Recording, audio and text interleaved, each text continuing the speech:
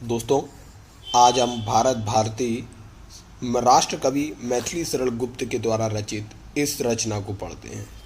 इसमें भारत के स्वर्णिम इतिहास, भारत की अखंडता, अपराजेयता तथा नेतृत्व कौशल को मैथिली शरण गुप्त ने बड़े कुशलतापूर्वक प्रतिबिंबित किया है। इसमें भारत की सांस्कृतिक और राजनीतिक श्रेष्ठता का जो शिखर था उसका भी वर्णन बड़े ही कुशलतापूर्वक किया गया है। तो हम आइए भारत की इस गौरव गाथा का पाठ करते हैं। मानस भवन में आर्यजन जिसकी उतारे आरती, भगवान भारत वर्ष में गूंजे हमारी भारती। हो भद्र भावोद्भाविनी वह भारती है भगवते, सीतापते सीतापते गीता मते गीता मते। हाँ, लेखनी हथपत्र पर लिखनी तुझे है यह कथा, द्रक्कालिमा में डूबकर तैयार होकर सर्वथा। स्वच्छंदता से कर तुझे करने पड़े प्रस्ताव जो, जग जाए तेरी नोक से सोए हुए हो भाग जो। संसार में किसका समय है एक सा रहता सदा, है निसी दिवासी घूमती सर्वत्र विपदा संपदा। जो आज एक अनाथ है नरनाथ कल होता वही, जो आज उत्सव मग्न है कल शोक से रोता वही। चर्चा हमारी भी कभी संसार में सर्वरत थी, वह सद्गुणों की कीर्ति मानो एक और कलत्र थी। इस दुर्दशा का स्वप्न में भी क्या हमें कुछ ध्यान था, क्या इस पतन ही को हमारा हुआ वह अतुल उत्थान था। इसमें दोस्तों मैथिली शरण गुप्त ने भारत के स्वर्णिम इतिहास और स्वर्णिम राजनीतिक और सांस्कृतिक उच्चाकांक्षा को उच्चेष्टा को छुआ है, जिसमें उन्होंने बताया है कि भारत कितना सांस्कृतिक रूप से समृद्ध देश था और भारत की ऐतिहासिक पृष्ठभूमि को देखते हुए सल्तनत, मुगल और इनके बाद अंग्रेजों के द्वारा शोषित हुआ भारत, इसका भी वर्णन मैथिली शरण गुप्त ने बड़े रोचक ढंग से किया है। उन्नत रहा होगा कभी जो हो रहा अवनत अभी, जो हो रहा उन्नत अभी अवनत रहा होगा कभी। हंसते प्रथम जो पद्म है, हंसते प्रथम जो पद्म है, तम पंख में फंसते वही, मुरझे पड़े रहते कुमुद जो अंत में हंसते वही। उन्नति तथा अवनति प्रकृति का नियम एक अखंड है, चढ़ता प्रथम जो व्योम में गिरता वही मार्तंड है। अतएव अवनति ही हमारी कह रही उन्नति कला, उत्थान ही जिसका नहीं उसका पतन ही क्या भला। होता समुन्नति के अनंतर सोच अवनति का नहीं, हाँ सोच तो है जो किसी की फिर न हो उन्नति कहीं। चिंता नहीं जो व्योम विस्तृत चंद्रिका का ह्रास हो, चिंता तभी है जब न उसका फिर नवीन विकास हो। है ठीक ऐसी ही दशाहत भाग्य भारत वर्ष की, कब से इतिश्री हो चुकी इसके अखिल उत्कर्ष की। पर सोच है केवल यही वह नित्य गिरता ही गया, जब से फिरा है दैव इससे नित्य फिरता ही गया। यह नियम है उद्यान में पककर गिरे पत्ते जहां, प्रकटित हुए पीछे उन्हीं के ललहे पल्लव वहां। पर हाय इस उद्यान का कुछ दूसरा ही हाल है, पतझड़ कहे या सूखना काया पलट या काल है। अनुकूल शोभा मूल सुरभित, फूल वे कुमला गए, फलते कहाँ हैं अब यहाँ वे फल रसाल नए नए। बस इस विशालोद्यान में अब झाड़ या झंखाड़ है, तन सूख कर कांटा हुआ बस शेष तो है हाड़ है। दृढ़ दुख दावानल इसे सब और घेरे जला रहा, दृढ़ दुख दावानल इसे सब और घेर जला रहा।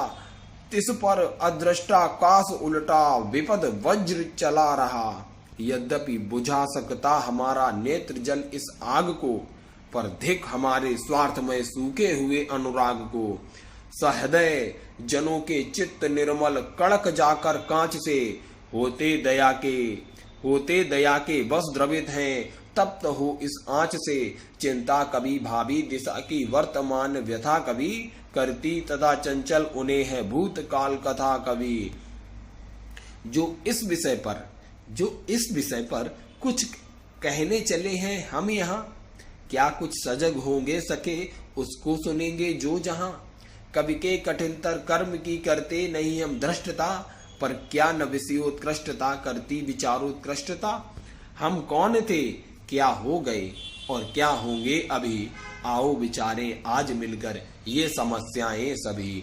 यद्यपि हमें इतिहास अपना प्राप्त पूरा है नहीं, हम कौन थे इस ज्ञान का फिर भी अधूरा है नहीं। भूलोक का गौरव प्रकृति का पुण्य लीला स्थल कहाँ, फैला मनोहर गिरि हिमालय और गंगा जल कहाँ। इसमें देखिए ये भारतवर्ष की श्रेष्ठता का वर्णन करते हुए मैथिली शरण गुप्त ने लिखा है, संपूर्ण देशों से अधिक किस देश का उत्कर्ष है, उसका की जो ऋषि भूमि है वह कौन, भारतवर्ष है।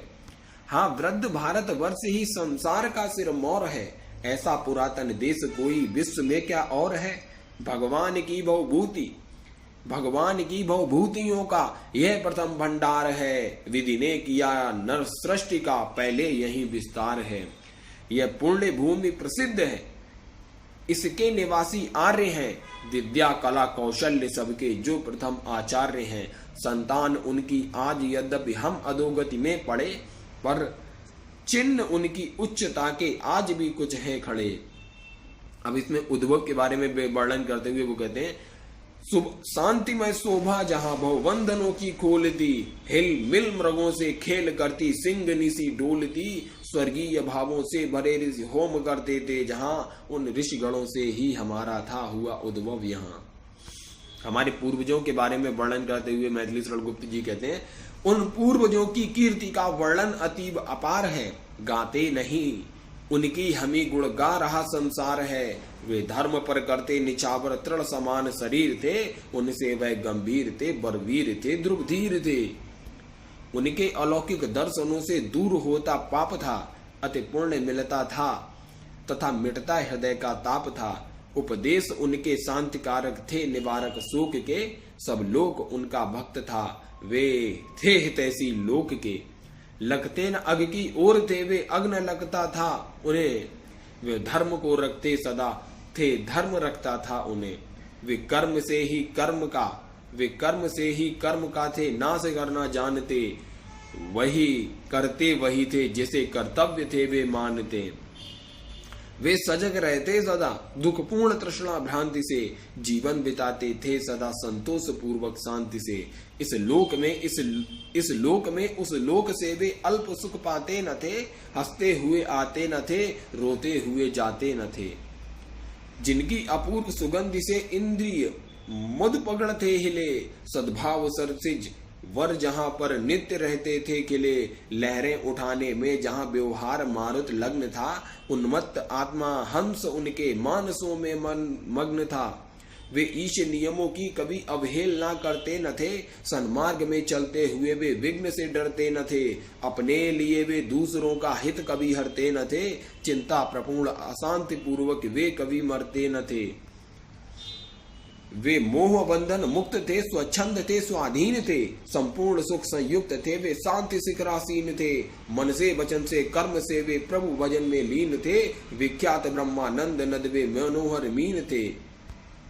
उनके चतुर्थी कीर्ति पट को है असंभव नापना, कि दूर देशों में उन्होंने उपनिवेश की स्थापना। पहुंचे जहां वे अज्ञता का द्वार जानो रुक गया, वे झुक गए जिस ओर को संसार मानो झुक गया।